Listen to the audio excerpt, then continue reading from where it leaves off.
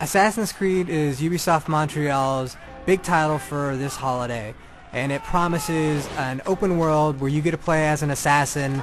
You can choose how you want to kill people. You can kill anyone you want in any of the 3 major cities that they have that are built around historical times during the Crusades. And unfortunately, it doesn't actually live up to most of the promise. And in fact, Assassin's Creed is probably one of the top 5 most disappointing games of all time when you consider its potential. You play as Altair, a member of the Assassins organization. Now this is a real organization, and actually the name for Assassin came from this organization back during the time of the Crusades. And most of the things that you see in Assassin's Creed are based on historical fact. If you look at old pictures of Jerusalem, for example, when you see the city, they actually match up very well.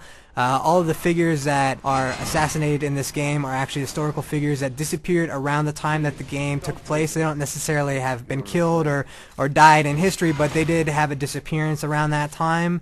So it links up very well, and it definitely has a very rich history to it, and fairly accurate in terms of the historical perspective. And that was something that the team really wanted to focus on. But when you get past all the historical accuracy stuff, you really have to get a game that's good. And that's one of the failures of Assassin's Creed. Now, you can actually climb up any surface that you want. You can run around these big giant cities, and that's a lot of fun. You're actually climbing on the architecture. So when you're trying to climb up a building, you're going to see like a little jewel or something like that, an ornament that's sticking out of a wall. That's something that you can grab onto and keep pulling yourself up. So you actually have to act almost like a mountain climber or rock climber trying to get up to some of the higher points. And then when you get up to these points, which it is a lot of fun to climb, you'll get this view of the entire city, and it's really breathtaking. Unfortunately, then you have to actually go and play the game, and that's where things start to fall apart.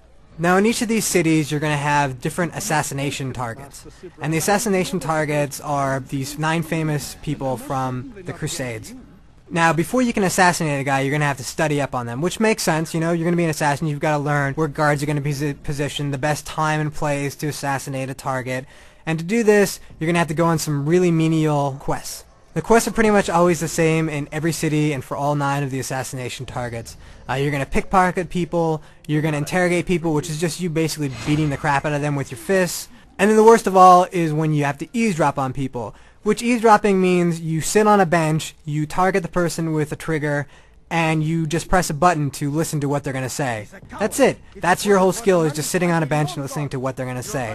Now, it is true that as you progress further in the game, the guards get more and more aware that there's an assassin in the city, so you have to be careful. You can't run around the streets knocking people over, causing trouble. The guys are going to spot you, and they're going to start coming after you.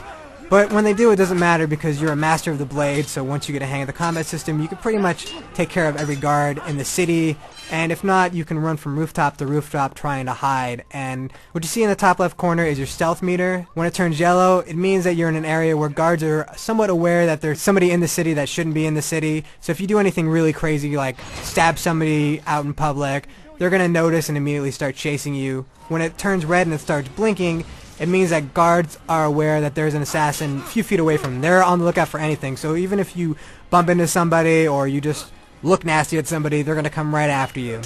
When you're getting chased, you generally want to get up onto the rooftops. And this is a pretty cool thing where you're just going to be hopping from roof to roof, trying to get away from them. And you want to break their line of sight, and that's by climbing up buildings, moving quickly, getting behind structures, and as soon as the line of sight is broken, your meter on the left goes to yellow, and at that point you want to hide inside a bale of hay and just basically wait until they get tired of looking for you.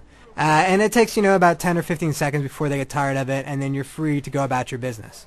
Now, in small spurts, this is kind of cool to pickpocket a guy here or there, or to run up and just assassinate somebody for no reason, just some guy on the street, or to sneak along the rooftops and take out all of the archers. But when you consider that this is all you're going to be doing for 10 to 15 hours of the game, it does get a little bit repetitive, which is unfortunate because the main assassination quests are actually really cool. Though Ubisoft is selling this as a game where you can choose how you want to kill somebody, that's not really how it plays out. You're going to have one specific time and one specific area where you're going to be able to assassinate your main target. And generally you have 2 options, either to run straight in there and fight everybody, or to sneak around the side and try to get a self-assassination and then run away back to the Bureau where you're kind of have your own safety net. And that's where you get your missions, and that's also where you complete your missions. The controls for Assassin's Creed are really inventive. You basically use the face buttons as different parts of your body, so you're kind of acting as a puppeteer, and they even describe this in the game as you being a puppeteer. So one button is going to activate your head, which is to look at specific items. Then you have two buttons, one for each hand. One will be your weapon hand, another one is for your offhand. These are also used when trying to climb. And then you're going to use one button for your legs, and you're basically just going to hold this down to run, to jump, and all of these things that you can do are modified by holding down one of the triggers, so that when you're not holding down the trigger, you're kind of in casual mode. This is when you're going to do things that a normal citizen might do, and when you hold down the trigger, you're going to go to an extreme mode, this is when you're jumping from roof to roof. This is when you're climbing buildings. This is when you're basically leaping at guards to stab them in the throat, which looks very cool, but maybe isn't the most practical thing to do in the middle of a crowd. So the controls do take a little bit of time to get used to, but once you get a hang of them, they're actually really fun. It's really simple. In a lot of ways, it feels sort of like a simplified version of maybe what Prince of Persia Next Gen might be, especially when you're jumping around from rooftop to rooftop. Assassin's Creed's biggest issue is really its story. We don't want to spoil anything, but you do play as two characters in Assassin's Creed. We won't tell you who the other character is outside of Altair, but you basically switch between these two characters between every assassination. And the second character you play as, the whole storyline involved in that is awful. It has no purpose whatsoever of being involved in the story. In fact, the big twist of the game is revealed in the first 5 minutes, so imagine if you were watching The Sixth Sense and 5 minutes into the movie they told you that Bruce Willis was dead. Kind of make the rest of the movie seem stupid, and that's what happens in Assassin's Creed. And every time that you're in this other personality, it's just a pain. And unfortunately, while the big cities are really cool and climbing around is a lot of fun, all that potential is wasted on going back to very old game conventions of completing simple, almost mindless quests. And there's just a lot of minutia in Assassin's Creed that didn't need to be there, so unfortunately the game that was going to revolutionize the industry is actually a game that falls a little bit flat on its face.